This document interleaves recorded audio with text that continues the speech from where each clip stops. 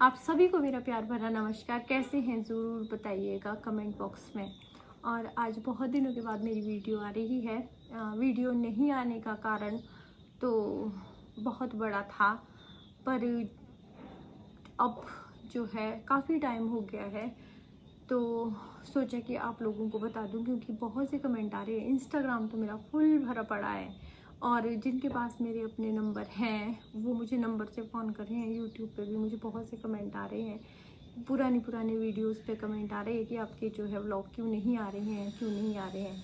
तो शायद मेरे ख्याल से 24 तक तो मेरे 2-3 दिन हो गए थे मेरा व्लॉग नहीं आ रहा था, क्योंकि दुकान का भी था मेरा थोड़ा बहुत स्टिचिंग का। और फिर मैं 23 को सुबह मैं शिमला चली गई थी 23 को, तो उस दिन भी मेरी कोई एडिटिंग नहीं हुई, हालांकि व्लॉग बहुत से एडिटिंग करने को थे। तो अभी जो है मैंने रौनक के पापा को बोला, क्योंकि हम अभी ना छत पे, आपको लग रहा होगा थोड़ा बैकग्राउंड चेंज जैसा, तो यहाँ पे हम ऊपर छत पे हैं, मतलब लेंटर पे ऊपर छत लगी है हमारी, इसके हमारे ऊपर छत है। पर बाकी जैसे यहाँ पे खुला सा स्पेस है तो नीचे आने जाने वाले बहुत रहते हैं। हालांकि आज हमारे जो डैडी जी हैं, मेरे ससुर जी, उनको वो हमारे बीच अब नहीं रहे हैं। उनको मेरी हिम्मत ही नहीं हो रही थी ये व्लॉग डालने की, मैं सच बोल रही हूँ। मतलब कि अब ये है कि अब बताना तो था ही कि भाई मेरे ब्लॉग क्यों नहीं आ रहे हैं। और इसके बाद भी मुझे नहीं पता मेरे ब्लॉग कब आएंगे, पर जो है डैडी जी अचानक से जो है हम लोगों को छोड़ के चले गए हैं। आज उनके कितने दिन हो गए हैं? 15 दिन कंप्लीट हो गए हैं, मतलब कि 25 को। हाँ, आज कितनी तारीख है? 7 है। हाँ, डेट 11 है आज। 11 है। हाँ, तो 15-16 दिन हो गए हैं आज। तो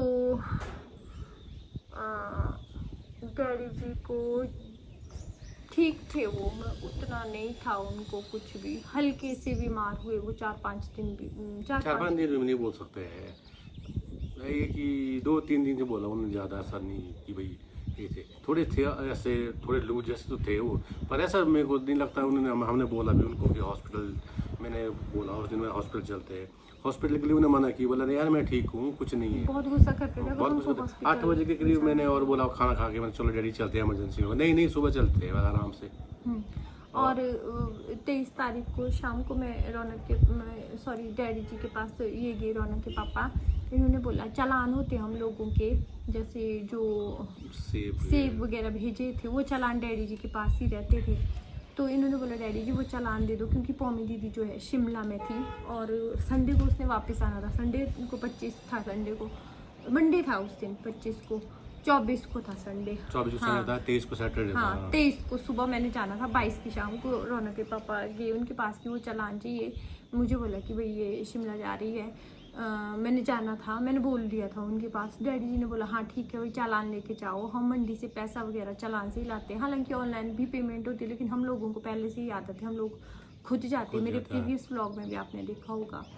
मैं अब बताती हूँ कि एक्चुअल में उस दिन क्या हुआ था। फिर डैडी जी हल्के बीमार थे, बल्कि इससे पहले वो 2 बार इतने ज़्यादा बीमार हुए, बीपी के अटैक पड़े थे उनको, और इलाज भी चला था। बीपी की दवाइयाँ खाते थे वो सिर्फ, बाकी कोई भी, बीपी उनका हाई जाता था और थोड़ा सा उनका ब्लड भी गाढ़ा होता था, उसकी भी उनको दवाइयाँ चली थी। जैसे अगर उनको ऐसे बोलते थे ना चलो हॉस्पिटल चलते हैं, थोड़े टेस्ट वगैरह करते हैं, उसके लिए वो गुस्सा करते थे। हॉस्पिटल के नाम से उनको बड़ी एलर्जी थी। और मैं आपको बता दूं डैडी जी की एज जो है 69 थी, 68 कंप्लीट वो अभी 20 सितंबर को होने थे। 20 सितंबर को उनका बर्थडे आता है। तो उस दिन मैं चालान लेके चली गई शिमला में, मैंने पैसे वगैरह ले लिए। रौनक के पापा जैसे सैटरडे को थी मैं शिमला में, सुबह गई, मैं डैडी से मिल के गई थी। डैडी ने बोला हाँ, शाम को विकी ने भी बोला था उस दिन वो हाँ अस्वस्थ थे, अस्वस्थ, पर इतने अस्वस्थ इतने नहीं थे, ऐसा नहीं था। फिर मैं चली गई थी और रौनक के पापा ने छुट्टी ले ली थी, वही मैं छुट्टी ले लूँगा 2-3 दिन की, क्योंकि डैडी जी को शायद हॉस्पिटल, हम फिर ज़बरदस्ती ले जा रहे थे, उनको गुस्सा करते थे वो बहुत हॉस्पिटल ले जाने के लिए। उस दिन भी फिर मुझे इन्होंने फ़ोन किया। फिर दूसरे दिन संडे को मैं वापस आ गई थी शाम को, बिथल बस आती है हमारी लास्ट बस, उसमें मैं वापस आई। डैडी जी से मिली, मैंने सुई करते हमारे बातचीत की, ठीक है बोलते मैं तो ठीक हूँ। हम उन्होंने शाम को खाना खाया, खिचड़ी खाई। 8 बजे उन्हें खाने उनका टाइम था 8 बजे का ना। मम्मी को बोला कि बोला खिचड़ी लेके आओ, खिचड़ी बोला खाना। मैंने खाने की थोड़ी अरुचि ऐसी थी उनको खाना अच्छा नहीं, पता नहीं अब क्या बोल सकते हैं। खाने फिर में खाया, उसने खाया, उन्होंने खाना, मम्मी को बोला खाना दिन खा को भी के। खाना खाया 8 बजे खाना खा के मैं उनके पास गया, मैं वहाँ बैठा, मैंने बोला ज़्यादा दर्द होते हॉस्पिटल चलते हैं। नहीं बोला नहीं जाना। बोला अभी क्यों, सुबह जाएंगे। बोला शेव करनी है, नहा धो के आराम से जाएंगे, कहाँ को टेंशन ले रहा है भाई, रेस्ट करो भाई। सो जाओ बोलते आराम से। फिर सोना तो कहाँ था, फिर रेस्ट था वो साथ में। ये तो मम्मी डैडी के साथ नहीं सोते थे, रौनक को लेके मैं अपने कमरे में चली गई थी। ऐसा सोचा ही नहीं था, ऐसा हो बिल्कुल, मैंने ऐसा कभी रात को 2:30 बजे जैसे। और मैं बताऊं ऐसी उनका जाना इस दुनिया से ऐसा था ना कि पूरे इलाके में लोग बोल रहे हैं कि भाई बिल्कुल वो, हाँ वो मतलब कि सोते सोते चले गए। पर उन्होंने मम्मी को इतना तो बोला कि बाहर बहुत लोग इकट्ठे हो गए, बोलते हैं भाभी है एक उनके, बोलते भाभी भी आ गई है। और ना ही वो तड़पे ना ही कुछ नहीं, ऐसे लगता है जैसे एक साइलेंट सा अटैक उनको आया। उन्हें मम्मी की साइड पीट की और उन्हें कोई करवट ली, एक सांस अंदर एक सांस बाहर, बस। मैं सोचा उनके खराटे एकदम खराटे जैसे लगाते तो खराटे बंद हो गए ऐसे। खराटे डैडी बहुत लेते थे उनके, खराटे बंद हो गए, हार्डली वो 2-1 मिनट का टाइम था, मैं गया। अब देखा भी नहीं था, पता नहीं अब ऊपर वाले ने ऐसी शक्ति क्या। ये मेरे पास आए, इन्होंने बोला छोटू खड़े उठ जा, बोलते मेरे को ऐसा लग रहा है जैसे कि डैडी ना इस दुनिया में खुद ही रो रहे थे, थोड़ा सा काम पी रहे थे। मम्मी उनके पास ऊपर वाले ने ऐसे था कुछ कि नहीं, उतना पैनिक नहीं हुआ मैं ज़्यादा। मैं चलो कि घर में नहीं थे, चाचू भी नहीं थे, कोई इधर चाचा जी शिमला में थे, बारिश बहुत हो रही थी। हाँ, और फिर बच्चे, क्योंकि मैंने बताया था चाचा जी के जो बहू है हमारी, उनको छोटा बेबी हुआ है, वो 21 दिन का था उस दिन। हालांकि बेचारे वो भी रात को ही उस दिन घर आए, बच्चा भी घर लाया 2-2:30 बजे के आसपास। अब पता कैसा हो रहा है ना, अभी जब हम आपके सामने ये व्लॉग बना रहे हैं, यहाँ पे मतलब कि हम अपनी बात को बता नहीं सकते हैं। हमारा बहुत बड़ा नुकसान हुआ है। डैडी का जाना जो है इस दुनिया का सबसे बड़ा, मतलब कि जो मेरे लिए वो एक सदमा है, जो मैं एक्सेप्ट नहीं कर पा रही हूँ। क्योंकि डैडी जी ने हमेशा ही मुझे बेटी की तरह ही रखा था। उन्होंने मतलब कि कभी ऐसा नहीं, सबको पता है इधर जो बाहर से मेरे व्लॉग देखते हैं, मैं उनको बता रही हूँ। बाकी यहाँ पे तो शायद ही पूरे गांव में या पूरे इलाके में उनके बराबर इंसान कोई था, लड़ाई झगड़े से दूर।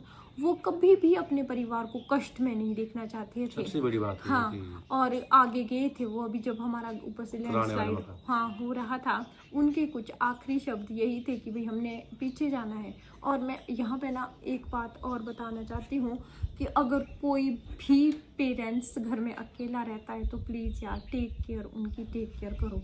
क्योंकि मैं अब भी सोचती हूँ कि मम्मी डैडी जैसे नीचे जाते थे ना कई बार, अगर ये सब नीचे होता ना तो मम्मी बहुत ज़्यादा खज्जल होने वाले थे। लेकिन डैडी जी ने उनको बोला चल चल चल ऊपर। वैसे तो वो यहीं, अभी तो वो मेरे ख्याल से 17-18 दिन से यहीं थे। इससे पहले जब ऊपर से स्लाइड हो रहा था मम्मी डैडी नीचे थे, हम भी फिर नीचे जाते थे। तो अगर कहीं वो एक रात भी ऐसे मम्मी अकेले होते, क्योंकि मेरी जो सास है वो फ़ोन वगैरह भी मतलब कि डायल वगैरह नंबर नहीं करते हैं। बहुत से अभी भी बुजुर्ग ऐसे हैं जो नहीं करते हैं, सुन लेते हैं वो फ़ोन, ज़्यादा पचड़े में नहीं पड़ते हैं वो। उनके लिए, मेरी सास के लिए दुनिया सीधी सादी सी है। तो उस दिन फिर अगर ऐसा होता, मम्मी जाग रहे थे, मम्मी मतलब कि बहुत अच्छे से उनकी केयर भी करते थे मम्मी, और मैं भी करती थी। हमारे परिवार में मेरे ख्याल से कभी ही शायद ही कभी लड़ाई झगड़ा भी हुआ हो, लेकिन क्या कर सकते हैं, नियम है प्रकृति का, जाना है हमने, इसलिए मेरे व्लॉग नहीं आ रहे थे। बाकी बारिश बहुत ज़्यादा हो रही थी, लैंडस्लाइड बहुत हुआ, बहुत ज़्यादा हम परेशान भी हुए, लोग भी बहुत ज़्यादा दिक्कत में थे। जो नुकसान हो गया है वो तो कभी शायद पूरा नहीं होगा। इस टाइम हम दोनों बहुत ज़्यादा स्ट्रॉन्ग रह रहे हैं मम्मी के लिए, क्योंकि उनके साथ उनको हिम्मत देनी, क्योंकि जब एक उम्र हो जाती है तो आपका जब पार्टनर आपको छोड़ के चला जाता है तो शायद उनको इस टाइम बहुत ही मतलब कि दुनिया लग रही होगी अजीब सी। फिर अगर हम भी उनके सामने ऐसे रहेंगे तो वो ऐसे, मतलब अब मैं बोल नहीं पा रही हूँ वो चीज़। पर मम्मी बहुत ज़्यादा स्ट्रॉन्ग है, मेरे पास मेरी मम्मी भी है, मतलब कि मेरे अम्मा जी भी आए हैं, मम्मी भी है, दोनों मम्मियाँ नीचे हैं। घर में आने जाने वाले अभी बहुत होते हैं, तो मैंने आपको बता दिया है कि ऐसे ऐसे हुआ था। उनकी बहुत ही ज़्यादा अच्छी यादें हम लोगों के साथ रहने वाली हैं। जब मेरी शादी हुई थी तो उन्होंने एक बात बोली थी कि अपनी बेटियां जो है दूसरे के घर चली गई है और तू अब हमारी बेटी भी है, बहू भी है। और उन्होंने जाते जाते भी वो प्रूफ मुझे दे दिया अपने अपने मतलब कि अभी मैं वो बोल नहीं सकती हूँ। बस इतना है कि वो जहाँ भी रहे सुखी रहे। हमें उनको हंसते हुए याद करना है, क्योंकि वो बहुत अच्छी ज़िंदगी जी के गए हैं। अपने घर परिवार वालों को उन्होंने थोड़ा भी कष्ट, उनका ज़िंदगी में शायद एक ही मोटो था कि मैंने अपने परिवार वालों को दुखी नहीं करना है, और जो वो करके गए हैं। कभी उन्होंने हमारे को ऐसा नहीं बोला तुम ऐसा क्यों कर रहे हो, तुम ऐसा क्यों कर रहे हो। हर चीज़ में वो हाँ ठीक है, जो तुमको सही लगता है मुझे तो अपने कभी परिवार के लिए हाँ, सारे होते हैं ना, वो तो उनको तो लोगों ने भी बोला, और जितने भी यहाँ पे है ना अब भाई, लग रहा है वो यहाँ भी बैठते थे, वो यहाँ भी बैठते थे। अब हम लोगों के लिए थोड़ा सा मुश्किल है एक्सेप्ट करना बहुत हाँ मुश्किल है। एक्सेप्ट करना, पर फिर भी प्रकृति का यही नियम है। हम चाहते हैं कि वो जहाँ भी रहे वहाँ खुश रहे, उनको मुक्ति मिले।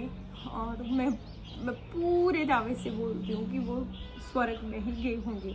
अब हम लोगों को मम्मी का ध्यान रखना है, और पेरेंट्स को शायद ही ये बताऊं कि भाई अकेले मत रखिएगा। अगर कोई घर में है, मैं तो बताऊं जहाँ आप रह रहे हो अपने साथ लेके जाओ उनको भी।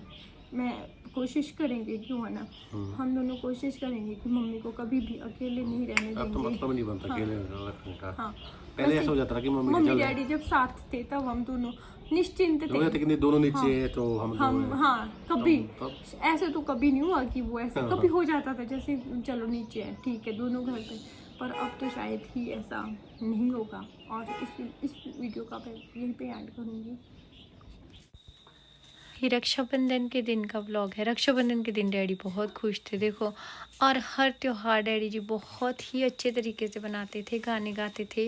इवन की शिवरात्रि पर तो हमारे साथ डांस भी करते थे परिवार के साथ, मतलब कि उनका अच्छा बिहेव था। और अब जो है लगभग 2-3 महीने से डैडी जी थोड़ा सा गुस्सा करते थे अगर उनको हॉस्पिटल जाने के लिए बोलते थे। थोड़ा नहीं बहुत ही कर लेते थे कई बार। और बाकी एक वीडियो में आगे आपके साथ एंड में शेयर करूंगी जो डेथ से 4 दिन पहले किया। मुझे इतना याद नहीं है, पर वो लास्ट वीडियो थी उनकी।